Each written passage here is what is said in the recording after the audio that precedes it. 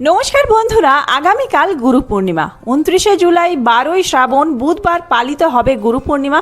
আমরা তা আগেই জেনে গিয়েছি।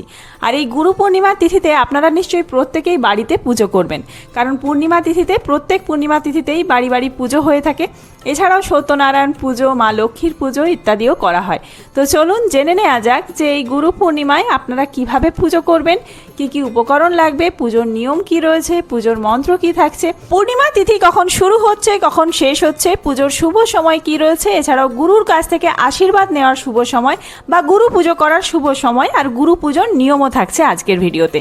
তো চলুন বন্ধুরা, আর দেরি না করে ভিডিওটি শুরু করা যাক। যদি আমার চ্যানেলে নতুন হয়ে থাকেন অবশ্যই চ্যানেলটি সাবস্ক্রাইব করে এবং ভিডিওতে একটি লাইক করে শেষ পর্যন্ত সাথে থাকবেন। আশা করি ভিডিওটি আপনাদের জন্য খুবই হেল্পফুল হবে। ভিডিওটির মূল পর্বে যাওয়ার আগে আমাদের পরম গুরু ব্রহ্মা বিষ্ণু মহেশ্বরকে স্মরণ করে অবশ্যই কমেন্ট বক্সে লিখুন জয় গুরু, হরে কৃষ্ণ।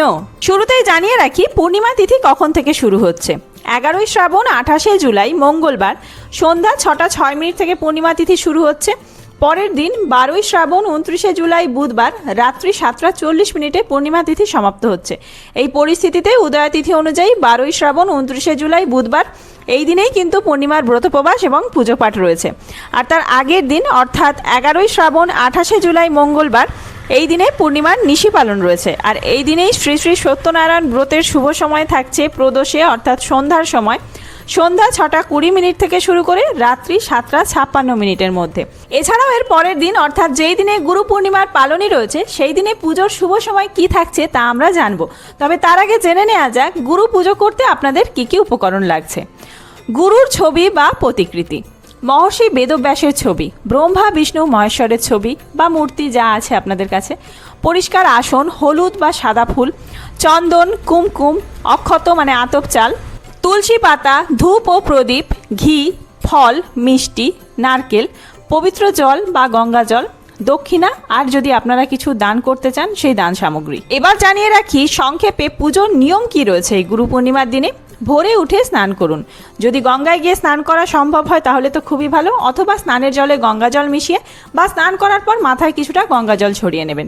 পরিষ্কার বা হলুদ রঙের পোশাক পরুন, সাদা রঙের পোশাক পরলেও হবে। হলুদ রং বৃহস্পতি ও জ্ঞানের প্রতীক বলে বিবেচিত, তাই জন্য এই পূর্ণিমা তিথিতে হলুদ রঙের পোশাক পরা অত্যন্ত শুভ। বাড়ির পূর্ব বা উত্তর পূর্বমুখী পরিষ্কার স্থানে একটি আসন পেতে গুরুর ছবি বা প্রতিকৃতি স্থাপন করুন।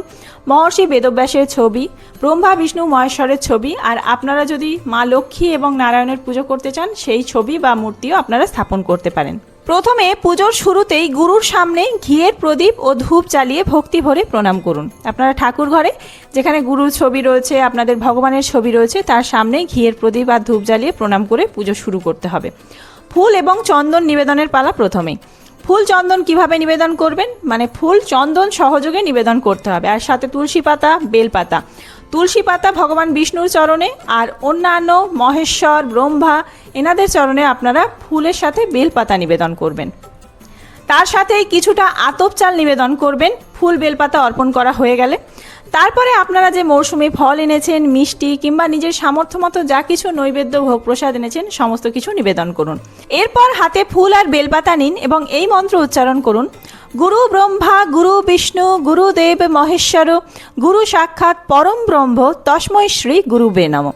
প্রচলিত বিশ্বাস অনুযায়ী 11 বার, 21 বার অথবা 108 বার যদি এই মন্ত্র আপনারা গুরু পূর্ণিমার দিন জপ করতে পারেন তাহলে আপনাদের মনের সমস্ত ইচ্ছা পূরণ হবে।